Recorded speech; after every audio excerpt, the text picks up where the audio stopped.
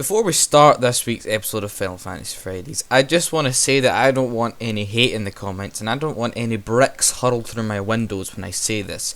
That the two kings of JRPGs are Final Fantasy and Tales.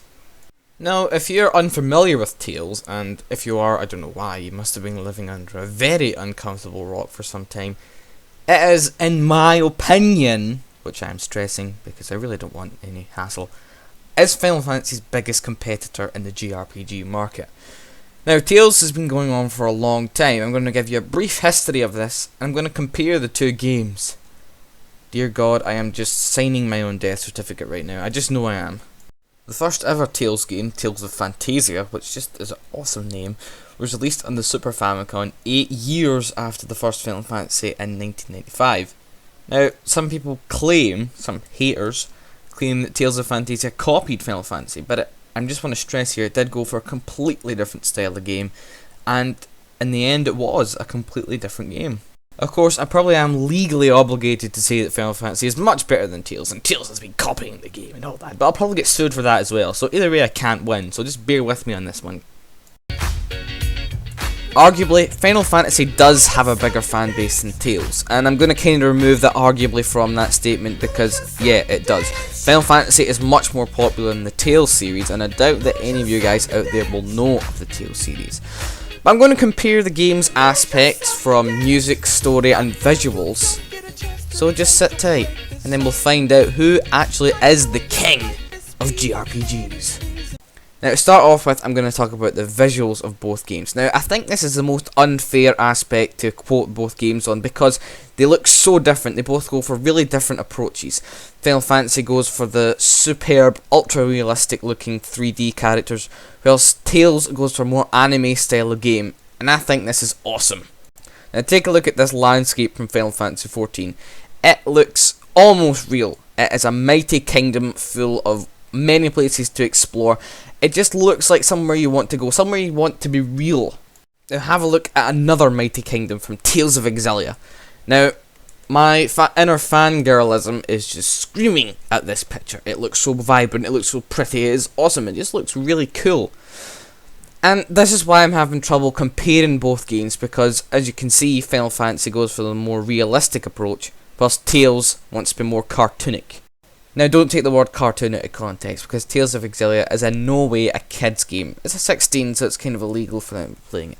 But anyway, both games go for highly different markets. Final Fantasy for more traditional players, but Tales offers something that can be used for new people to the genre. Dare I say it, gameplay for Tales is much better than Final Fantasy, and on the gameplay front, it wins by a mile. It is friendly to new JRPG players, and you can pick up this game if you haven't played a JRPG before, and you can say, fuck yeah, this is easy, I can take on anything, I'm so awesome. It makes you feel good. But as in Final Fantasy, you actually need to learn the basics of it. You need to have past experiences for Final Fantasy games to actually get the battle system working. Tales of Exilia uses a sort of Kingdom Hearts based battle system, sort of like FF12. Now, you may be saying, oh, this is easy, I'm a hardcore gamer, you know, I need a challenge.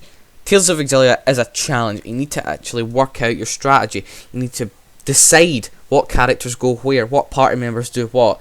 And it is a serious game. Take for example the materia system in FF7. Now this is a great system and it lets you pick and choose what traits you want your party members to have. Tales does this but in a different way, where you can have a strategy board and you can decide everything that you want to do. It gives you more options than Final Fantasy VII did, even though that is a fantastic game, and the system is so fluent in both of the games that it's kind of hard to decide which one comes on top. Personally, my favourite FF battle system is the paradigm system from Final Fantasy 13-13-2. Now, I said that really fast there, didn't I? Anyway, I think the paradigm system is a much better way of customising your battle, and it gives you more freedom, but also you need to use paradigms that you don't want to use. Like, you can't just say, oh, I want to use this one because it sounds cool. I can't pronounce this one, so I won't use that one.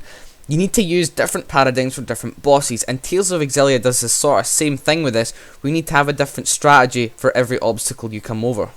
So personally, I think that both games offer a really fluent way of choosing your battle plan, but I think Tales of Exilia and the rest of the Tales games do a better job of doing this than Final Fantasy does.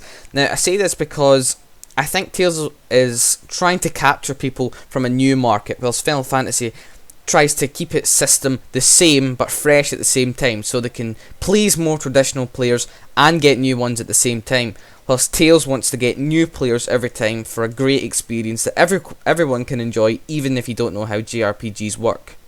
The next big comparison is the characters. Now, I may be pretty biased when I say this, but the characters in JRPGs are essentially the same. You've got the kick-ass woman, the helpless one, the jock, the helpless kid, and the person that doesn't really want to be there but has an ulterior motive anyway. In my opinion, Mila and Lightning are the sort of same kind of women. They're both strong, they both have a goal, and they're both highly underdressed. But this is what I admire about both companies. They tried to make the female role strong, and they did. They did do a good job with this, rather than having a dickhead male character that we can't stand and we have to play with for 20 hours. And of course, Final Fantasy characters look more realistic, but that doesn't mean they are more realistic. In terms of my relation to the characters, I find it hard to relate to any of them for both the Final Fantasy or Tales series. That doesn't mean other people can't, so I think the characters are sort of similar, but I don't think any of them are better than each other, which I think it's fine to say that both of them draw even on this one. Story time! What the hell was that? In terms of stories, Final Fantasy and Tales again both tell very different ones, but this is where Final Fantasy does come out top, and this is where I admire them the most. Personally, I feel that Tales goes for a more typical story and adds in all this complexion at the end, and it creates lots of loose ends that don't need to be there. Whilst Final Fantasy sticks with a main plot, and it does escalate quite quickly, but it revolves around its characters more than anything. This creates sort of mystical arcs that you can follow, different stories, side paths, and people talk more about Final Fantasy than Tales, in my opinion, because I think Final Fantasy tries for a more complex story, but tells it in a simpler way. Now, we all know that Final Fantasy 13 and 13-2 have really complex stories, because you need to know all about the mythos and the characters and all the weird shit that's going on. But I think it's easier to get into a story of a Final Fantasy game rather than it is in Tales. Now, this might not be a good thing, because Final Fantasy always goes off to a quick start. Like in 13-2, Lightning and Noel already meet up within the first hour of the game, and it is a quick way to start off. Whereas Tales takes a sort of steady start to the story, and you don't really find out much about what the fuck's going on until the first 5 hours of the game. Now, this may be a good thing for some people, but personally I feel it's a bit of a stretch, and the time it takes for this thing to start, it kind of feels like a rushed end. After completing Tales of Exillia, I was left with this face, because I had no fucking clue what happened. Now, this was because most of the story happened at the end half of the game. Now, this is a problem with the game's pacing. Now, I believe that Final Fantasy does do this much better. As for Final Fantasy VII, Disc 2 feels like a completely different game from Disc 1, as it does have a great pacing, and there is lots of undergoing themes in the game and all these stories that you need to find out for yourself, which I really admire. But Tales sort of has one main path, and the rest of the quests seem pointless. All in all, story-wise, Final Fantasy wins by a long shot because of its pacing, enjoyable characters, and all in all, a fun story. But Tales' stories aren't bad. In fact, they're amazing stories, but I just think that Final Fantasy stands out more on the narrative side than anything else. Like I said earlier, I am probably legally obligated to say that Final Fantasy is much better than Tales. Now, this would be a lie, because it isn't, and Tales isn't better than Final Fantasy. They are both different games, and fans should learn to live in harmony. So to conclude today's Final Fantasy Fridays, I want you guys to stop fighting, plant some flowers, and be friends. Thanks for watching.